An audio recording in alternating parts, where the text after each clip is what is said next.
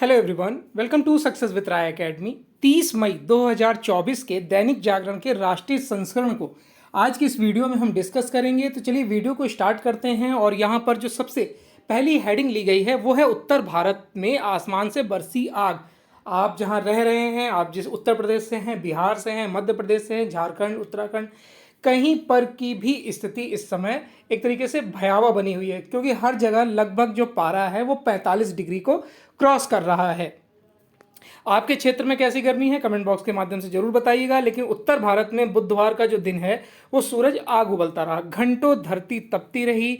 उत्तर प्रदेश, मध्य प्रदेश, बिहार, उत्तराखंड, पंजाब, हरियाणा, हिमाचल प्रदेश, चंडीगढ़, दिल्ली के अधिकांश हिस्सों में गर्म हवा झुलसा रही थी।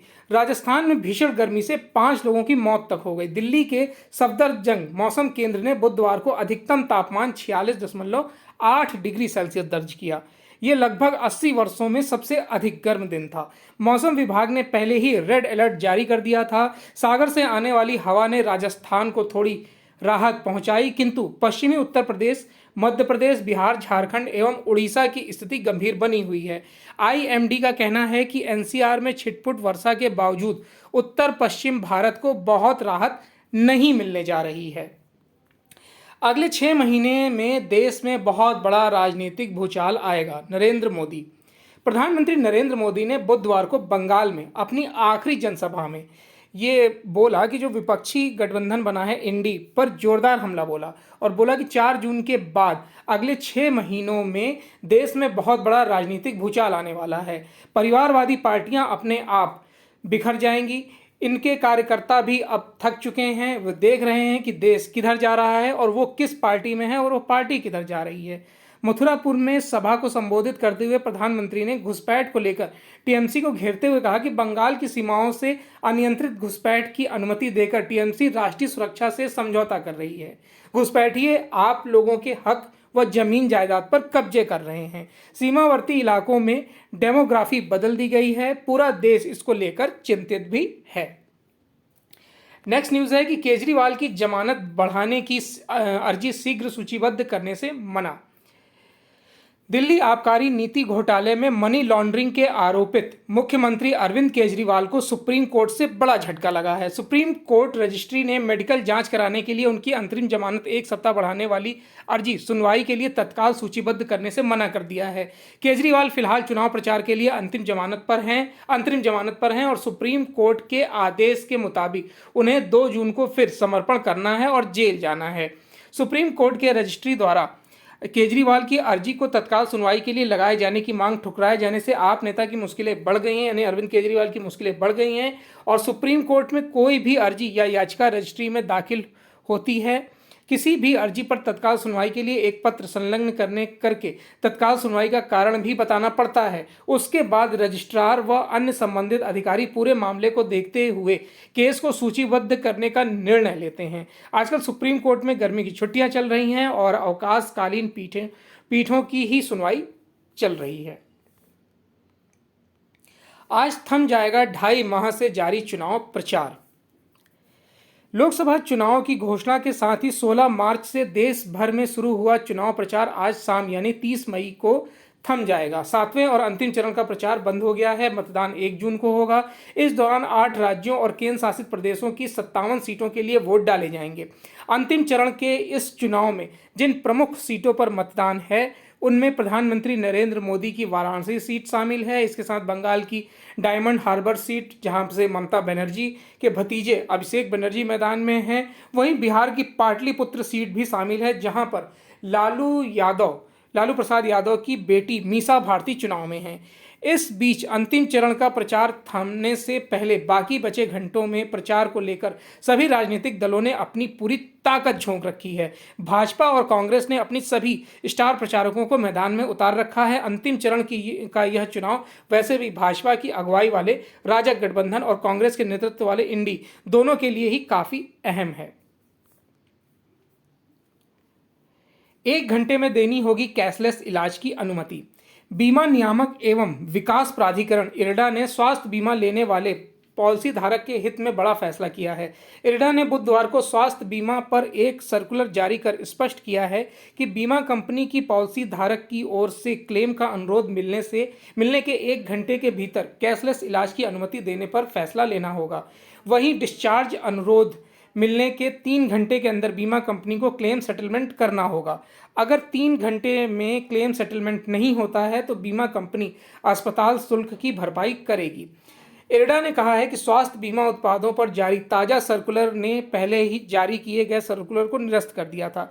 यह बीमा धारकों के सशक्तिकरण को सुदृढ़ करने और समावेशी स्वास्थ्य बीमा को बढ़ावा देने की दिशा में एक महत्वपूर्ण कदम है। बीमा नियामक ने कहा कि परिपत्र में बीमा धारक संभावितों के लिए उपलब्ध स्वास्थ्य बीमा नीति के प्रपत्रों को उनके आसान संदर्भ के लिए एक स्थान पर लाया गया है और साथ ही स्वास्थ्य बीमा खरीदने वाले पॉलिसी धारकों को निर्बाध तेज दावा अनुभव प्रदान करने और स्वास्थ्य बीमा क्षेत्र में उन्नत सेवा मानकों को सुनिश्चित करने के उपायों पर जोर दिया गया है। उपचार के दौरान पॉलिसी धारक की मृत्यु की स्थिति में बीमा कंपनी क्लेम अप्रूवल प्रक्रिया के अनुरोध पर तुरंत कार्रवाई करेगा। साथ ही पार्थिव शरीर यानी कि मृत व्यक्ति का शरीर को तुरंत अस्पताल से निकलवाएगा। मोबाइल फोन से टेलीमार्केटिंग मैसेज किया तो कट जाएगा कनेक्शन। दूरसंचार विभाग ने कहा है कि टेलीमार्केटिंग के लिए मोबाइल नंबरों के उपयोग की अनुमति नहीं है और अगर कोई उपभोक्ता अपने उत्पाद के प्रचार को लेकर मैसेज भेजने के लिए अपने मोबाइल कनेक्शन का उपयोग करता है तो पहली शिकायत पर उसका कनेक्शन काट दिया जाएगा। विभाग का कहना है कि ऐसे उपभोक्ता का नाम और पता 2 साल की अवधि के लिए काली सूची में डाला जा सकता है। टेलीमार्केटिंग के लिए मैसेज भेजने का काम सिर्फ पंजीकृत नंबरों से किया जा सकता है। 180 या 140 सीरीज के नंबर से ही टेलीमार्केटिंग के लिए मैसेज भेजने का काम किया जा सकता है। 10 अंकीय मोबाइल नंबर का इस्तेमाल इस काम के लिए नहीं किया जा सकता है कि अगर उपभोक्ता 10 अंकीय मोबाइल नंबर से टेलीमार्केटिंग से जुड़े मैसेज पाते हैं तो वे 1909 पर डायल कर इसकी शिकायत कर सकते हैं।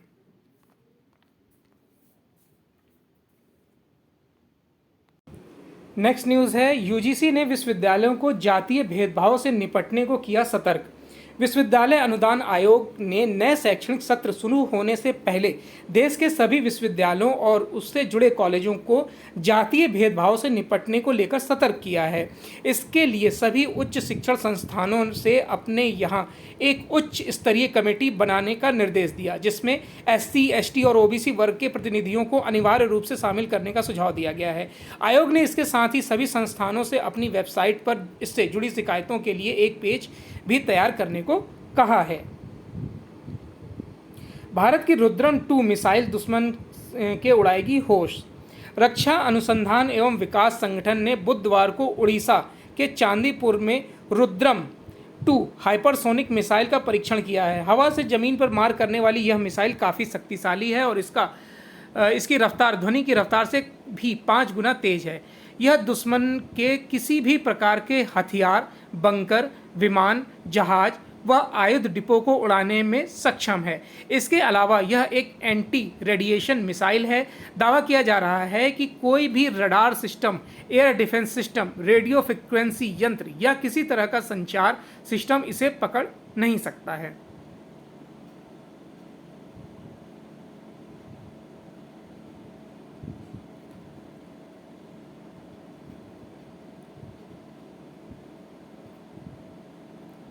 चलिए नेक्स्ट न्यूज़ पर आते हैं।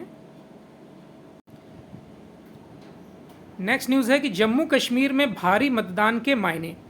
देखिए, एडिटोरियल पेज का ये पहला आर्टिकल है कि लोकसभा चुनाव के समुद्र मंथन में जहां कुछ नेताओं को विषैली टिप्पणियों में ने राजनीतिक परिदृश्य को दूषित करने का काम किया, तो वहीं जम्मू कश्मीर से आए समाचारों से इस मंथन में कुछ रत्न और अमृत कलश भी छलक कर बाहर आए हैं। एक समय यह भी था कि जब राज्य की राजनीति पर कुंडली मारकर बैठे कुछ परिवारों के नेता चुप कर रोड शो या फिर बंगलों में देश को भड़का रहे थे, यानी कि यहाँ पर उन लोगों की बात हो रही है जो जिहाद के नाम पर युवाओं को भड़काते थे। और अब जब वहाँ पर एक तरीके से बयार चली है, मतदान के मायने, वहाँ पर लोकतंत्र के मायने समझ में आ रहे हैं, लोग वहाँ पर लोकतंत्र चाहते हैं, एक ऐसी सरकार चुनना चाहते हैं जो उनका विकास करे, ना कि उनके जो भविष्य के बच्चे हैं या फिर जो बच्चों का भविष्य है उसको बिगाड़ा जाए। आपने देखा होगा कि छोटे छोटे बच्चे, स्कूल के जो बच्चे होते थे 7th, 8th, 10th के बच्चे वो बैग टांगे रहते थे और आर्मी पर या फिर पुलिस पर पत्थर फेंकते थे, यानी कि पत्थरबाज बोले जाते थे। उनको भड़काया जाता था जिहाद के लिए कि इस्लाम खतरे में है, ऐसी कई बातें बोलकर उनको भड़काया जाता था। लेकिन आज परिस्थिति कुछ और है और वहाँ पर अब लोग शांति चाहते हैं, आगे बढ़ना चाहते हैं, इंडस्ट्री चाहते हैं, बाहर की कंपनियां वहाँ पर आएँ, इंफ्रास्ट्रक्चर तैयार हो ताकि उनके भी क्षेत्र का विकास हो, शांति हो। जम्मू कश्मीर में जो ये भारी मतदान हुआ है, अब ये निश्चित तौर पर दर्शाता है कि उग्रवाद और आतंकवाद से जम्मू कश्मीर आगे बढ़ना चाहता है, क्योंकि जम्मू कश्मीर में ये भी शिकायत थी कि वहाँ के लोकल पर्सन ही आतंकवादियों को सपोर्ट करते हैं। तो इससे भी अब बाहर निकलने की कोशिश कर रहा है जम्मू कश्मीर, जिसमें जो केंद्र सरकार है या फिर जो देश है वो उनको सपोर्ट कर रहा है। आखिर संविधान बचाने का मतलब क्या है? संविधान के उल्लंघन का सबसे बड़ा उदाहरण रंगनाथ मिश्र आयोग का गठन था, जिसकी चर्चा फिर से हो रही है। देखिए, वर्तमान लोकसभा चुनाव में संविधान बचाना एक बड़ा मुद्दा बना हुआ है। कांग्रेस के नेतृत्व वाले गठबंधन के घटक दल भाजपा पर चुनाव जीतने के बाद संविधान बदलने का आरोप लगा रहे हैं। वहीं प्रधानमंत्री नरेंद्र मोदी कह रहे हैं कि उनके रहते कोई भी संविधान के साथ खिलवाड़ नहीं कर सकता है। आज़ाद भारत में यह पहला आम चुनाव है जिसमें भारत का संविधान एक प्रमुख मुद्दा बन गया है। इससे भारत का संविधान जन जन तक पहुंच रहा है। ऐसा होना भारतीय जनमानस में संविधान की स्वीकार्यता और महत्व दोनों ही बढ़ाएगा। संविधान बचाने के शोर के बीच सबसे महत्वपूर्ण सवाल छूट गया है कि संविधान बचाने का मतलब क्या है। ये भारत में सिर्फ संविधान ही नहीं बल्कि संविधान सभा के निर्णयों का भी उल्लंघन किया जा रहा है। इसके 3 बड़े उदाहरण हैं। पहला है शीर्ष न्यायपालिका में जजों की नियुक्ति के लिए कॉलेजियम सिस्टम का अस्तित्व में आना। 1993 के बाद भारत की शीर्ष न्यायपालिका ने कॉलेजियम नामक ऐसी व्यवस्था बना ली जिसके तहत सुप्रीम कोर्ट में उच्च न्यायालयों में जज ही जज की नियुक्ति करेंगे। ऐसा करने वाला भारत एकमात्र देश है। बाकी देशों में जजों की नियुक्ति सरकार या फिर वहाँ की संसद करती है। हमारे यहाँ जज खुद ही जज की नियुक्ति करते हैं। ऐसा करने के लिए सुप्रीम कोर्ट ने संविधान में दिए गए परामर्श शब्द को परिभाषित कर बदलकर बाध्यता कर दिया। सुप्रीम कोर्ट ने जजों की नियुक्ति को कॉलेजियम नामक जो विधि बनाई वैसी व्यवस्था को संविधान सभा ने पहले ही खारिज कर दिया था। मोदी सरकार ने सभी पार्टियों की सहमति से संविधान संशोधन द्वारा इस व्यवस्था को बदलने की कोशिश की, लेकिन सफल नहीं हो पाई। दूसरा जो उदाहरण है विधायिका, कार्यपालिका और न्यायपालिका के मध्य शक्ति के विभाजन की सीमा को समाप्त करने की कोशिश है।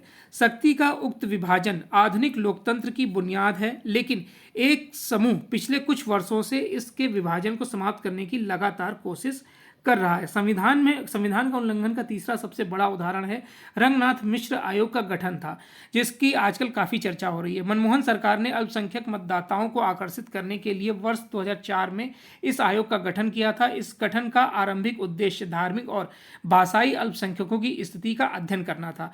बाद में इसे मुसलमानों और ईसाइयों को कुछ जातियों को अनुसूचित जाति की सूची में शामिल करने के लिए जांच की जिम्मेदारी दी गई थी। आयोग की रिपोर्ट में मुस्लिमों और ईसाइयों की जातियों को अनुसूचित जाति में शामिल करने की सिफारिश की गई, जिसे विवाद बढ़ने पर तत्कालीन सरकार ने नहीं माना था। बिजनेस पेज में पहली न्यूज़ है कि इकोनॉमी जो है वो बेहतर स्थिति में है, रेटिंग सुधरने के आसार। देखिए, अगर सब कुछ ठीक रहा तो अंतर्राष्ट्रीय rating agency standard and poor अगले 2 वर्षों में भारत की रेटिंग को बेहतर कर सकती है। इस बात के संकेत S&P ने बुधवार को भारत की आर्थिक स्थिति पर जारी एक विस्तृत रिपोर्ट में कहा है। S&P ने एक तरह से प्रधानमंत्री नरेंद्र मोदी के 10 वर्षों के कार्यकाल के दौरान लागू आर्थिक नीतियों को अपना समर्थन दिया है। अब उसने इस दौरान सरकारी खर्च में कमी करने, राजकोषीय घाटे को काबू में लाने और आर्थिक सुधारों को जारी रखने की तारीफ की है। इसके अलावा इसके आधार पर ही भारतीय अर्थव्यवस्था को सकारात्मकता की श्रेणी में रखा गया है। भारत और अमेरिका बनाएंगे कम बिजली खपत वाले एसी। अमेरिका के साथ मिलकर भारत एयर कूलिंग प्रौद्योगिकी विकसित करने की कोशिश कर रहा है, जिसमें न केवल कम बिजली खपत हो बल्कि पर्यावरण को कम नुकसान हो। पिछले वर्ष भारत और अमेरिका के बीच हुई उच्च स्तरीय वार्ता ने इस पर सहमति बनी है। अब दोनों देशों के बीच आगे की कार्रवाई के लिए इस साल के अंत में बैठक होने जा रही है। यह जानकारी वैश्विक स्तर पर मदद पहुंचाने वाली अमेरिकी एजेंसी USN की एशिया ब्यूरो की डिप्टी असिस्टेंट अंजलि कौर ने दी है।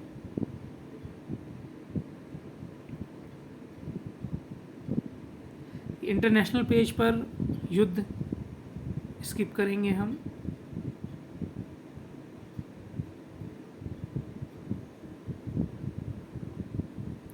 पाकिस्तानी जेल में बंद कश्मीरी युवाओं से मिले भारतीय अधिकारी। पाकिस्तान में भारतीय उच्चायोग के अधिकारियों ने रावलपिंडी की आदियाला जेल में 2 भारतीय कैदियों से मुलाकात की। फिरोज अहमद लोन और नूर मोहम्मद बानी नाम के 2 भारतीयों को जासूसी के आरोप में पाकिस्तानी एजेंसियों ने गिरफ्तार किया है। उन्हें पाकिस्तान के कब्जे वाले कश्मीर के गिलगित बाल्टिस्तान इलाके से 2020 में गिरफ्तार किया गया था। ये दोनों जम्मू कश्मीर के गुरेज क्षेत्र के बांदीपुरा कस्बे के रहने वाले हैं।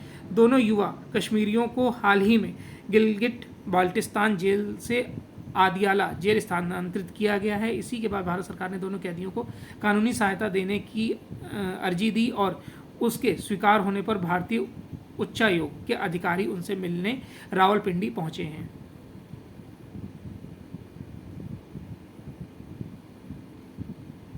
भारत की सबसे युवा पर्वतारोही काम्या कार्तिकेयन नेपाल में सम्मानित। एवरेस्ट पर चढ़ने वाली सबसे कम उम्र की भारतीय काम्या कार्तिकेयन को बुधवार को नेपाल के प्रधानमंत्री पुष्प कमल दहल प्रचंड ने अंतर्राष्ट्रीय एवरेस्ट दिवस पर सम्मानित किया है। उनके साथ ही अन्य पर्वतारोहियों को भी सम्मानित किया गया है। उनमें कामी रीता शेरपा भी शामिल हैं। उन्हें 30वीं बार एवरेस्ट पर चढ़कर अपना ही पिछला रिकॉर्ड तोड़ दिया है। इसके साथ ही सम्मानित होने वालों में फुंजो लामा भी शामिल थी।